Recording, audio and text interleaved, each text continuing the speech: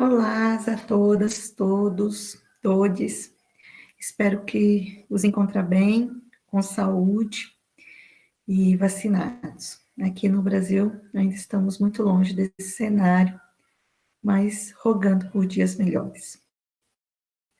Meu nome é Virgínia Martins Fonseca, sou professora no curso de Turismo na Faculdade Interdisciplinar em Humanidades, na Universidade Federal dos Vales do Jequitinhonha e Mucuri, em Diamantina, Minas Gerais, Brasil. Sou imensamente grata à Pró-Reitoria de Pesquisa da UFVJM, que está viabilizando minha participação nesse evento, assim também como sou grata, né, à CAPES, que viabilizou uma bolsa para a realização da minha pesquisa doutoral pelo programa de doutorado em Geografia da Universidade Nacional del Sur, em Bahia Blanca, na Argentina, que é a fonte de onde eu bebo, né, as informações que eu trago na apresentação desse trabalho, denominado para patrimonialização de áreas naturais, práticas vulneráveis nas reservas da biosfera da Argentina e do Brasil, nesse evento que hoje estamos aqui, né, trocando, né, conhecimentos e saberes. Evento esse a quem eu também sou imensamente grata pela segunda oportunidade que estou participando, ainda que pela modalidade virtual, mas muito satisfeita, né, pelas possibilidades, né, de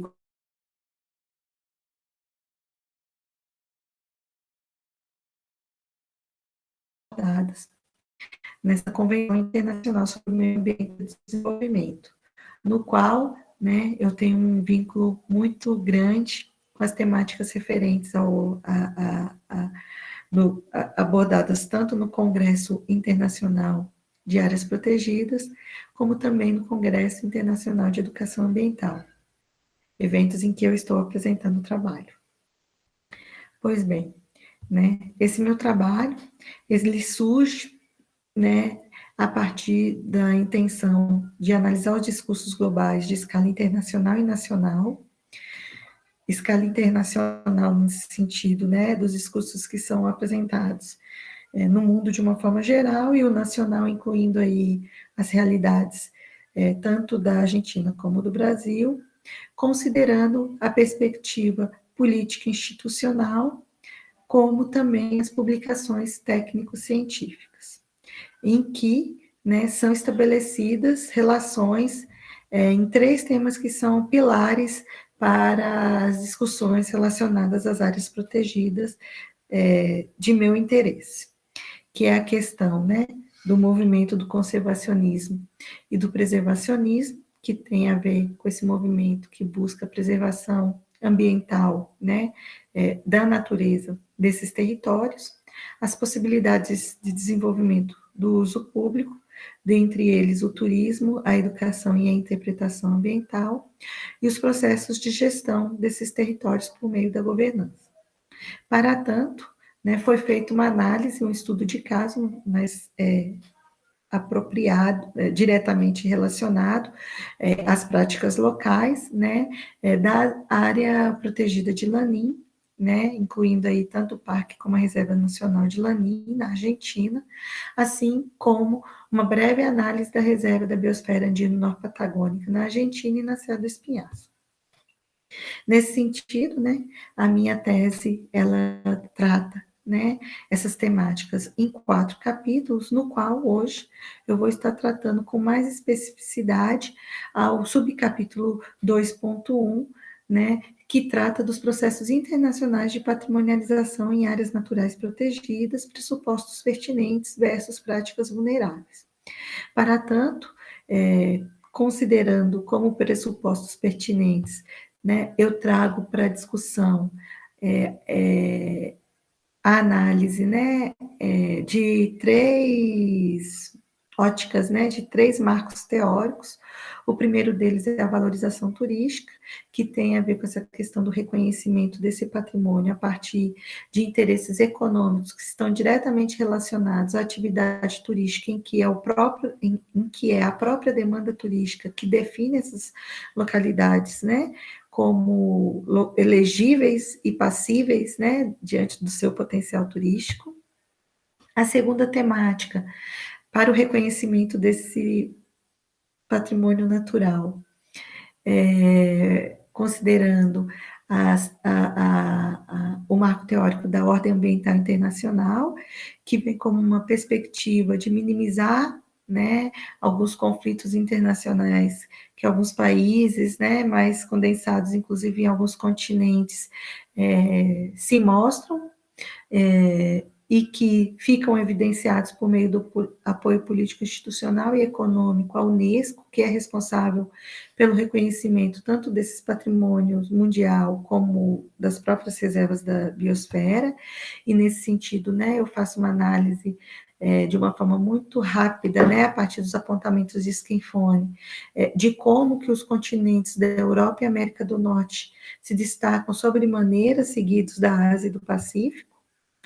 E, caminhando para a terceira perspectiva teórica, proposta por estudos de Mill, que trata da patrimonialização do território, que vem justamente, né, a debater sobre essa questão de extensões territoriais significativas que cada vez mais vêm sendo consideradas como patrimônio, como uma função simbólica coletiva, ainda que não sejam designados como bens comuns e públicos. E aí, nesse sentido, igualmente, né, a gente percebe que se destaca de maneira muito considerável, né, o reconhecimento dessa territorialização, essa patrimonialização do território, justamente no reconhecimento do patrimônio mundial natural, né, e mais uma vez, né, primeiramente na Ásia e no Pacífico, seguida aí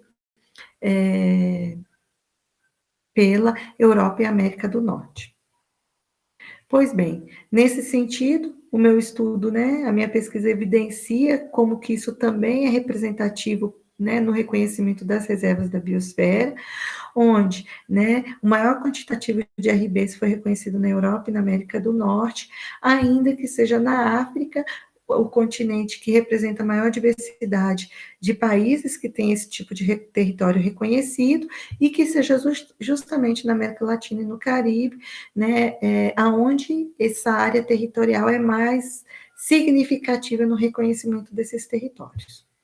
Nesse sentido, né, eu faço uma reflexão já na minha tese doutoral, né, no resumo não dá tempo de fazer muito sobre isso, sobre a importância desses eventos internacionais que foram discutindo a evolução de como deveria se dar o reconhecimento desses territórios, assim mesmo como foram sendo contornados diversos discursos, né, que de alguma maneira representavam práticas locais, mas que foram perdendo, né, ingredientes importantes nessa definição, enquanto uma prática local que se tornou discurso global.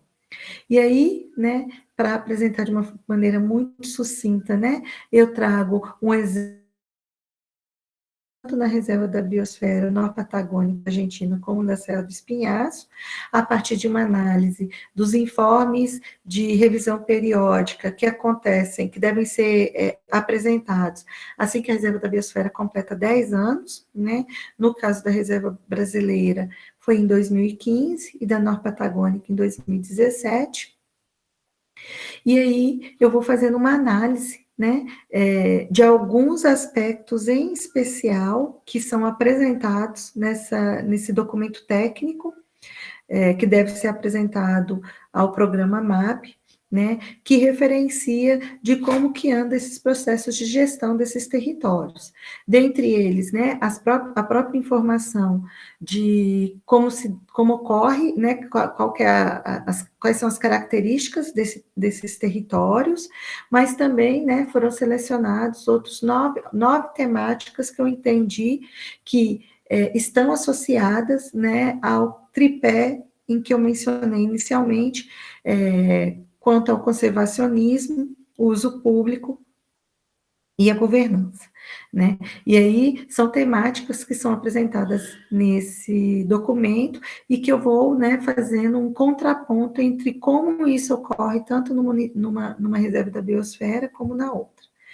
Nesse sentido, né, a gente compreende que, ainda que o patrimônio tenha essa concepção de produto turístico, né, para ganhar um status no cenário mercadológico na atividade, e que haja diversos problemas, né, relacionados ao turismo nesse território, considerando aí, né, as diversas outras econômicas, né, que estão relacionadas a um consumo cada vez mais irracional desses bens naturais, entendemos que o turismo ainda pode se apresentar como uma alternativa mais equilibrada de uso, né, de convívio nesse território patrimonializado.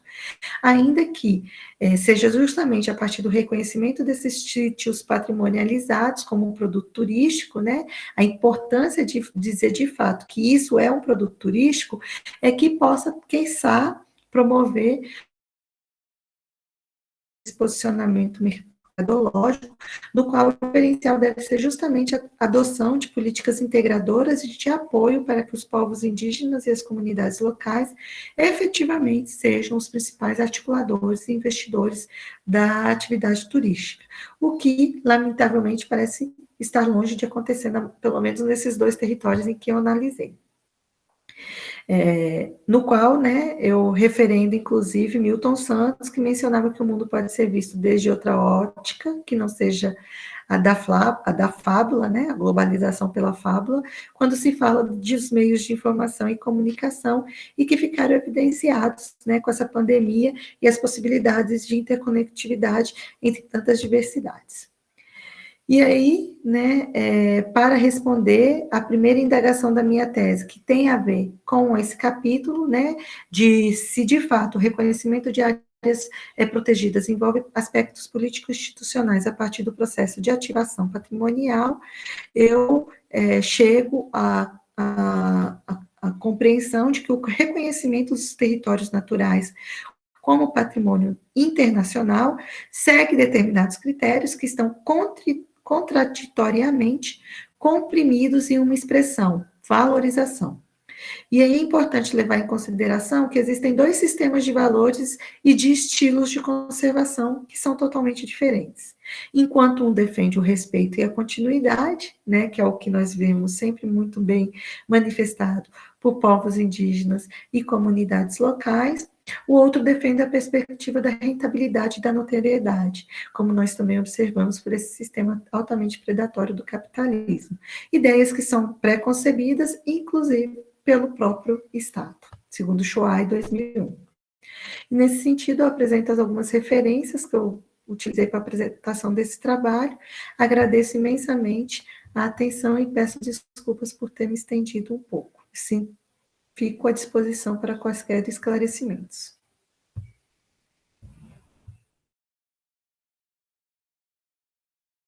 Muy buenos días, estimados colegas. Estaremos haciendo una ponencia sobre la caracterización de las áreas protegidas del Caribe insular con respecto a la meta Aichi de áreas protegidas. El Caribe insular, o Indias Occidentales, como se conoce en algunos casos, está constituido por las Antillas Menores y las Antillas Mayores, formando un conjunto de una cadena de islas de 1.230 pequeños archipiélagos e islas que forman 28 países.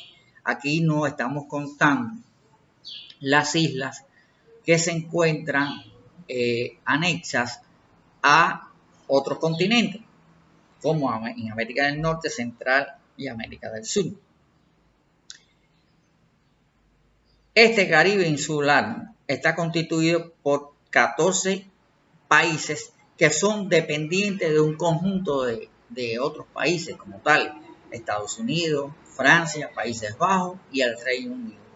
Y el resto, otros 14 países, son países totalmente independientes. Estos territorios insulares que hemos enumerado, que forman más de 1000, poseen una alta diversidad biológica terrestre y marina, que lleva consigo a un alto endemismo de la flora y la fauna a partir de la independencia como isla. Igualmente, se destacan por poseer una alta geodiversidad en rocas carbonatadas y volcánicas. Muchas de estas islas poseen innumerables cuevas desde el punto de vista con rocas carbonatadas, muy importante a nivel regional, al igual que en la parte volcánica, o sea, se conocen una cantidad de volcanes que poseen altos valores monumentales, o sea, pueden llegar a ser monumentos naturales mundiales y le dan un valor agregado a el interés y en las áreas protegidas de este territorio. La principal actividad económica de estos territorios insulares está en el desarrollo del turismo de naturaleza y en el turismo de sol y playa, donde son visitadas las innumerables áreas protegidas que poseen. Las áreas protegidas marinas tienen un valor increíble en estos mares tropicales, así como la foresta en muchos de estos países, que son distintas en cada uno de ellos. Las que tienen rocas carbonatadas presentan un tipo de vegetación, las que tienen rocas volcánicas presentan otro tipo de vegetación, todo ello acompañado a las áreas protegidas. Como hemos dicho, el Caribe insular posee innumerables áreas protegidas. En este caso, podemos contabilizar 1.370 áreas protegidas. Un 19,17% son terrestres y un 8,37% son áreas marinas, donde predominan los parques nacionales. Según la información de la base de datos mundial de áreas protegidas, en ellas están representadas todas las categorías de manejo de la UICN. Por lo tanto, ustedes observarán que al cumplir el 19,17% de las áreas protegidas terrestres están cumpliendo con la meta Aichi de área protegida. El cumplimiento de la meta 11 Aichi en estos países insulares es algo que debemos distinguir dentro de la ponencia que estamos haciendo. Para el cumplimiento de la meta Aichi, o sea, de la Convención de Diversidad Biológica, se dice que más del 17% de la superficie terrestre de un país debe cumplirse, igual que el 10% de la superficie marina que debe protegerse. En este caso, en el Caribe insular, la cumplen en la superficie terrestre con más del 17%, 14 países. Y el cumplimiento de más del 10% de la superficie marina la cumplen 6 países. La suma total de ellas, o sea, más del 17% y más del 10% solamente lo cumplen 5 países, como puede observarse en el mapa que pusimos en la imagen anterior. Haciendo referencia al cumplimiento de la meta Aichi, como dijimos, hay 5 países que cumplen las áreas protegidas terrestres y las áreas protegidas marinas. En este caso están Bonaire, Guadalupe, Martinica, República Dominicana y San Bartolomé. Hay otro conjunto de islas que cumplen con la meta de las áreas protegidas terrestres, que dijimos que son 14. Antigua Barbuda, Aruba, Bahamas, Dominica, Islas Turcas y Caicos, San Cristóbal y Nieves, San Vicente de las Granadinas, Santa Lucía y Trinidad y Tobago. En general, cuando hacemos un cálculo con respecto a la superficie de estas islas y el porciento que cumplen, vemos que en sentido general las áreas protegidas terrestres se cumplen en el Caribe insular con un 19,18%. Con respecto a las áreas marinas, hay un conjunto de áreas, en este caso 6, que cumplen con esta superficie, como son que es Bonaire, Guadalupe, Martinica, República Dominicana, San Bartolomé y San Martín. San Martín es de ellas la única que no cumple con la parte terrestre, pero sí cumple con la parte marina. En muchos casos vamos a ver que es más del 100% de la superficie terrestre que está por encima de la superficie en las áreas marinas. En sentido general, podemos decir que se cumple con un 9,64% de la superficie marina de las áreas marinas identificadas en la base de datos mundial de áreas protegidas. Y en sentido general, el 10,33% de la superficie de las marinas y terrestres del Caribe insular está formado por áreas. Cuando analizamos el porqué del incumplimiento de la meta Aichi en muchos de estos países insulares, lo vemos en que la meta 17 o más de áreas protegidas terrestres quedan 15 países por cumplir, entre ellos aquellos los de mayor extensión territorial, debido a que su economía se basa fundamentalmente en la agricultura y otras actividades económicas en la parte terrestre. En las áreas marinas se toma como referencia la zona económicamente exclusiva de cada uno de estos países, de más allá de el mar territorial, o sea, casi hasta la extensión de 200 millas, que es lo que se toma como referencia por la base de datos mundial de áreas protegidas. Hay 23 países que se ven imposibilitados de alcanzar esta gestión en el mar. En el mar, como podemos decir, la gestión es excesivamente cara, porque todo se encarece, las embarcaciones, los equipos para medir, hacer mediciones en profundidad y demás, así como el buceo. Y solo países con economías de altos ingresos pueden cumplir con esta condición y hacer en el mar un manejo efectivo, que no todo se puede cumplir con esa rigurosidad, debido a las dificultades, como dije, de las acciones dentro del mar, que es muy excesivamente caro. Cuando analizamos los valores naturales de las áreas protegidas que se encuentran en el Caribe insular, vamos a ver que son muchas que tienen importancia mundial.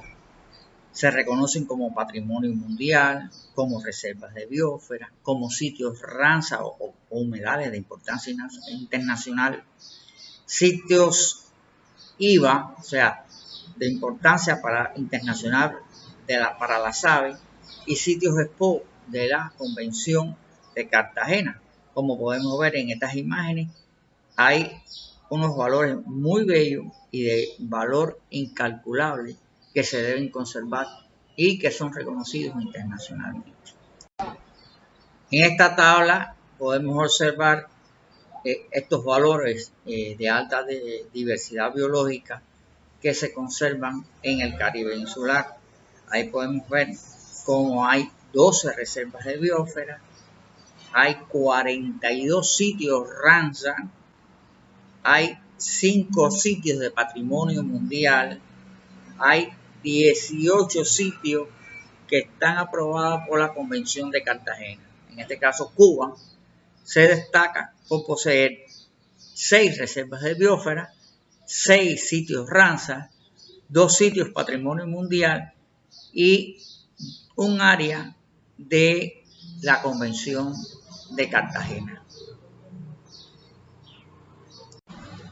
La característica de insularidad en estas pequeñas islas a veces es inconveniente, porque las afectaciones que pueden tener por fenómenos meteorológicos extremos afecta a la población, a la economía y a las islas como tal. Esto se debe también a la secuencia de los huracanes que pasan por este territorio. El pasado año, en la cuenca del Atlántico, se tuvieron más de 35 huracanes, que fue récord. Todo esto es consecuencia al cambio climático. También este grupo de pequeñas islas están afectados por los sismos, o sea, está dentro de una cadena sísmica que a cada rato se mueven y afectan a estos territorios, trayendo como consecuencia la destrucción de casas, fallecimientos de personas.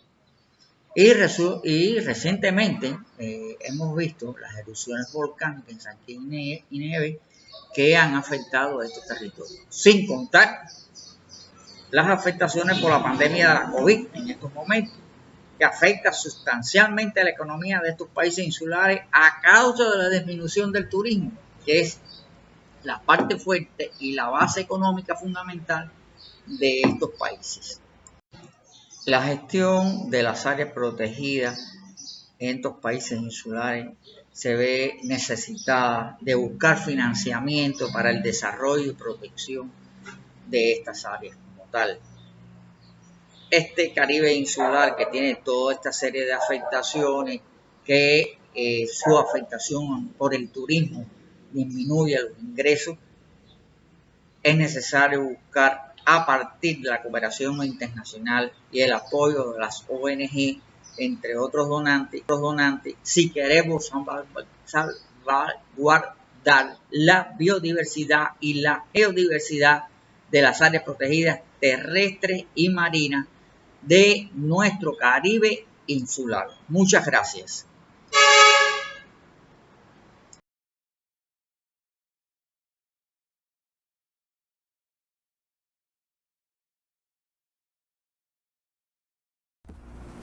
La ausencia de datos cuantitativos que permitan analizar el estado de conservación de las áreas protegidas constituye una preocupación en el ámbito de la biología de la conservación.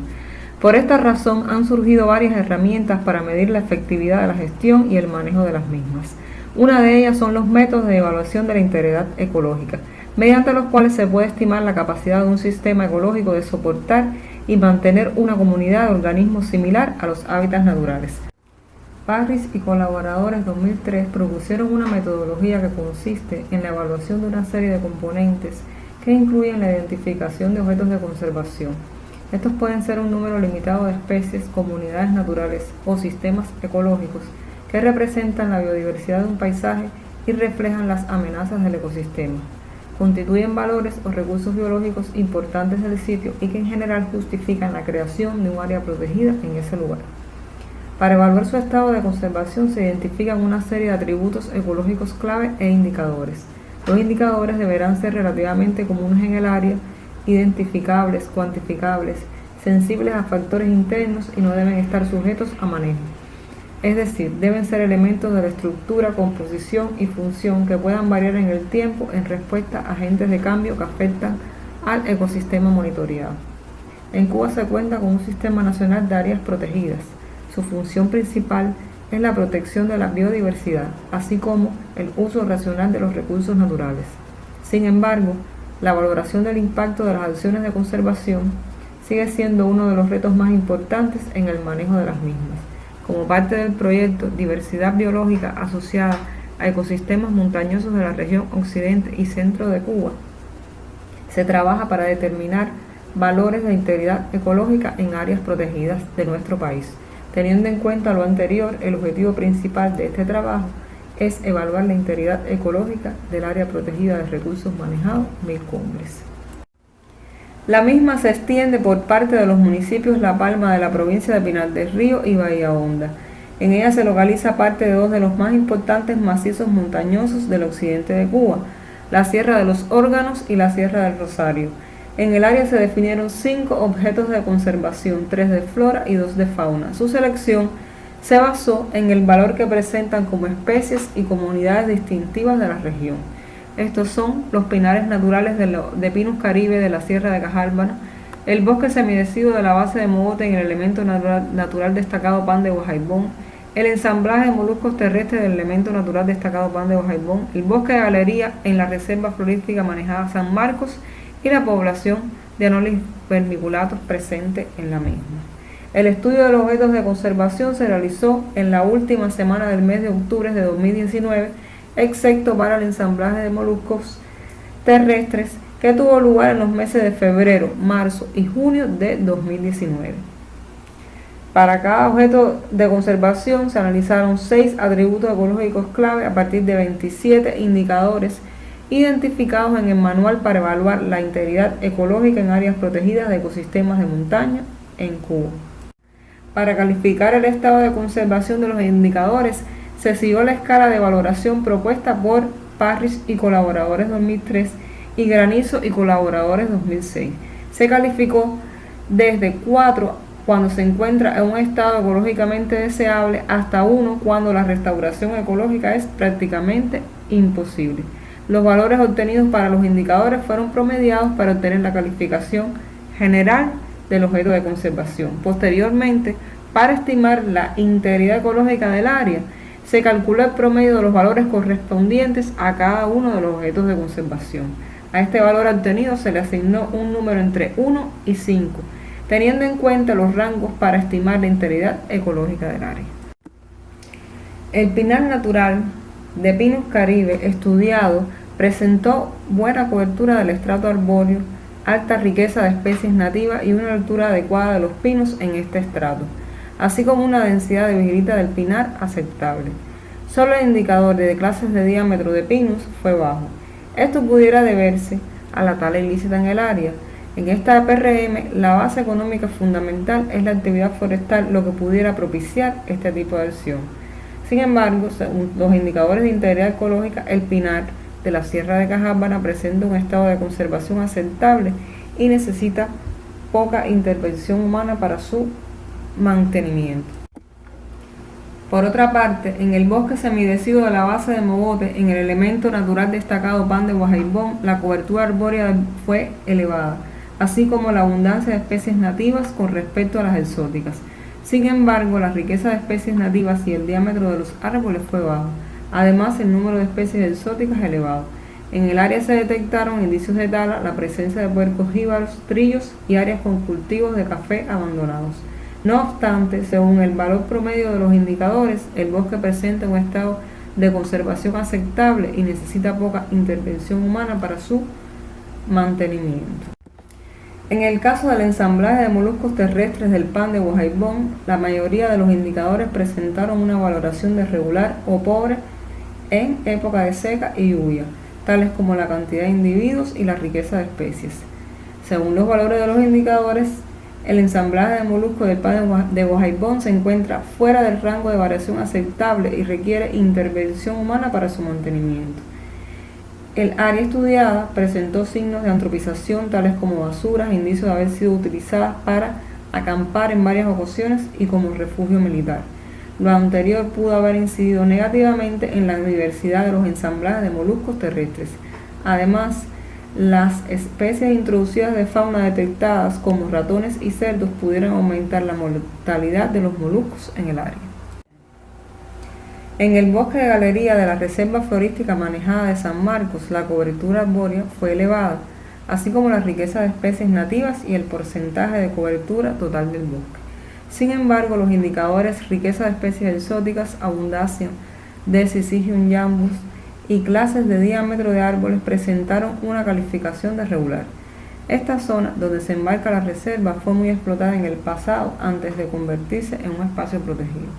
No obstante, según los indicadores de integridad ecológica, el bosque de galería del río San Marcos presenta un estado de conservación aceptable y necesita poca intervención humana para su mantenimiento. Por último, la población de Anolis vermiculatus en San Marcos, según los valores de los indicadores, presenta una calificación de aceptable, dado por la elevada cobertura del bosque y el porcentaje de machos y juveniles. Solamente el número de individuos por hora fue bajo. Esto pudo deberse a que se realizó el muestreo en época de seca, periodo de menor actividad de los anfibios y reptiles. De manera general, 67% de los indicadores se encontraron dentro de un rango aceptable. 4 objetos tienen un estado de conservación aceptable y solo el ensamblaje de moluscos terrestres muestra evidencia de perturbación. El promedio de la calificación de los 5 objetos de conservación fue de 3,04, lo que equivale a un valor de 4 para toda el área. Según este valor, la integridad ecológica del APRM 1000 Cumbres presenta un estado aceptable. Sin embargo, puede requerirse alguna intervención del hombre para mejorar las calificaciones de varios indicadores y objetos de conservación. Las principales amenazas encontradas fueron la tala selectiva y la presencia de especies invasoras. Este ejercicio destaca la necesidad de generar la información técnica necesaria para ajustar los rangos de variación de los indicadores de integridad ecológica En varios de los objetos de conservación se disponía de muy poca información previa sobre su ecología.